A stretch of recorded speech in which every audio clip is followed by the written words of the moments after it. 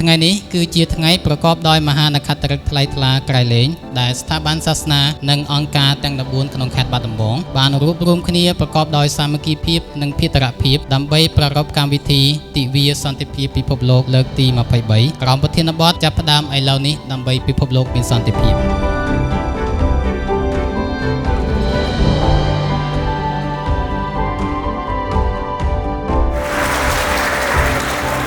ដើម្បីការកសាងសន្តិភាពយើងមិនចាំបាច់រងចាំថ្ងៃស្អែកទេពេលវេលាដែលយើងត្រូវចាប់ផ្ដើមគឺពេលឥឡូវនេះឯងដោយមូលបត្ររបស់អង្គការសហប្រជាជាតិបានចែងសម្រាប់ទិវាសន្តិភាពអន្តរជាតិសម្រាប់ឆ្នាំនេះចាប់ផ្ដើមពេលឥឡូវនេះដើម្បីពិភពលោកមានសន្តិភាព And creating peace needs spaces in which everyone can express her or his vision of an open, peaceful and just society without fear.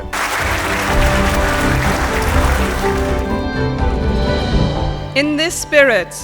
let us affirm that the time for peace building is always now, and that our choices today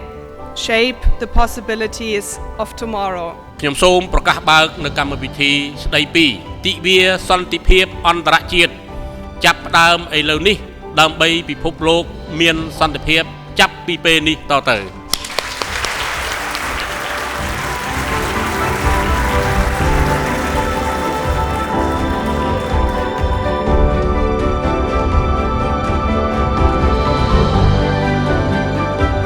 នេះជារឿងសារៈសំខាន់យើង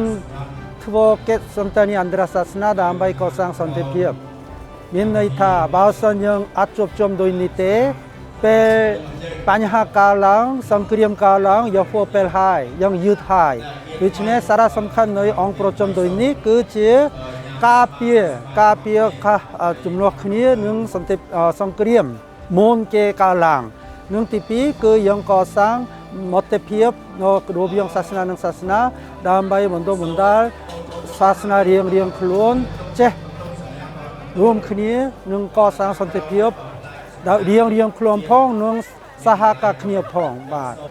ក្រៅពីសន្តិភាពនៅក្នុងទឹកដីនៃខេត្តបាត់ដំបងយើងនេះក៏យើងត្រូវតែឲ្យមានសន្តិភាពលើសកលលោកផងដែរប៉ុន្តែទោះយ៉ាងណាក៏តាមរយៈសាសនានេះឯងទោះបីជាយើងគ្រប់និន្នាការ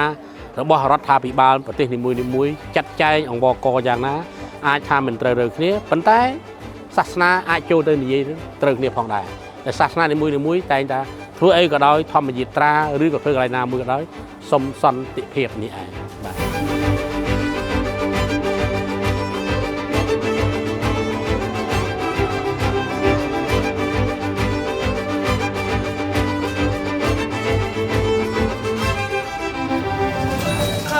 កសាងសង្គម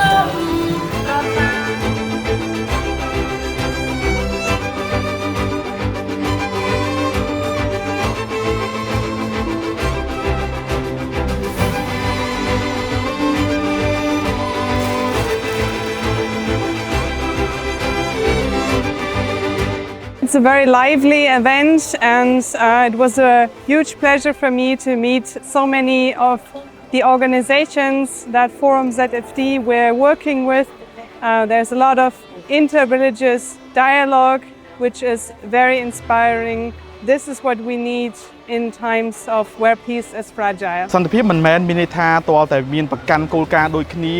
មានការរស់នៅបែបដូចគ្នាជំនឿដូចគ្នានោះទេជាតិសាសន៍ដូចគ្នានោះទេប្រហែលជាយើងអាចរស់នៅក្នុងរបៀបផ្សេងគ្នាប៉ុន្តែយើងទទួលយកភាពខុសគ្នានោះហើយសម្រាប់ខ្ញុំនោះហើយជាសន្តិភាពគឺនៅពេលដែលយើងអាចទទួលយកគ្នាបានទាំងដែលយើងមានភាពខុសគ្នាជាច្រើននោះបាទក្នុងឆ្នាំ1939គឺនៅពេលដែលសង្គ្រាមលោកលើកទី2ចាប់ឆេះឈួលឡើងទីខេវុតជាសិស្សរៀននៅវិទ្យាល័យព្រះស៊ីសុវត្ថិថ្នាក់ទី2ទំនើបខ្លួនតូចទាបឆ្ងាយមិនដេចឈោងខ្ពស់មិនដេចមិនមើលទ្របមើលសាក់យុះសញ្ជាតិទាំងអស់សុទ្ធខុសគ្នា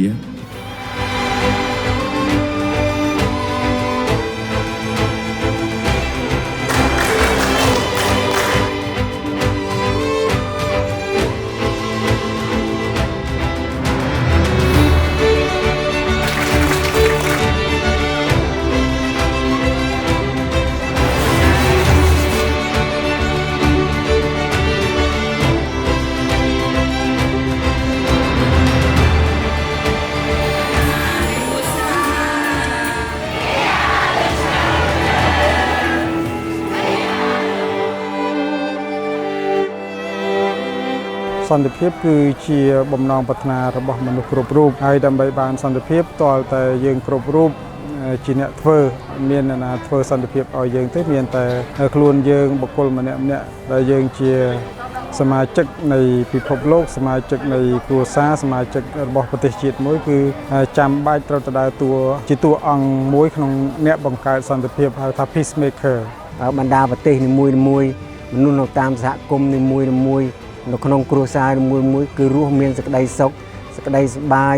គ្មានទុក្ខព្រួយគ្មានពិបាកចិត្តគ្មានអំពើហិង្សាឲ្យកើតឡើងនៅក្នុងសង្គមគ្រួសារនៅក្នុងសហគមន៍ជាពិសេសនៅក្នុងប្រទេសនីមួយភាពទៅដល់ស្ថាប័នអង្គការសាសនាទាំងអស់នៅជុំវិញខ្លួនកាន់តែធំឡើងអញ្ចឹងមនុស្សកាន់តែមានការយល់ដឹងបន្ថែមអំពីខ្លឹមសារនៃសន្តិភាពហើយជាពិសេសនោះគឺការញ៉ាំអាហារសាមគ្គីជុំគ្នាគ្រប់គ្នាទាំងអស់ដោយគ្មានការរើសអើងគ្នាមិនថាជាតិសាសន៍ឬអ្នកកាន់សាសនាបែបណាកាន់សាសនាព្រះពុទ្ធឬក៏កាន់សាសនាគ្រិស្តទេគឺពួកយើងស្រឡាញ់គ្នារាប់អានគ្នាខ្ញុំស្រឡាញ់សកម្មភាពនឹងខ្លាំងជាងគេសន្តិភាពមានតម្លៃសម្រាប់យើងណាមានសន្តិភាពទើបមានការអភិវឌ្ឍមានសន្តិភាពទើបយើងមានក្តីសង្ឃឹមនិងមានស្នាមញញឹមដូច្នេះនៅពេលដែលមានសន្តិភាពយើងចេះគោរពគ្នាយើងចេះស្រឡាញ់ចេះចែករំលែកដើម្បីញ៉ាំងឲ្យសន្តិភាពពិភពលោកកើតឡើងអញ្ចឹងធ្វើឲ្យមនុស្សយើងគ្រប់គ្នាមាននៅសេចក្តីសុខរមនាមានភាពសប្បាយរីករាយសង្គមជាតិរបស់យើងក៏មាននៅភាពរីកចម្រើនប្រទេសជាតិរបស់យើងនឹងបានរុងរឿងយើងស្រឡាញ់សន្តិភាពពួកយើងជាគ្រួសារតែមួយ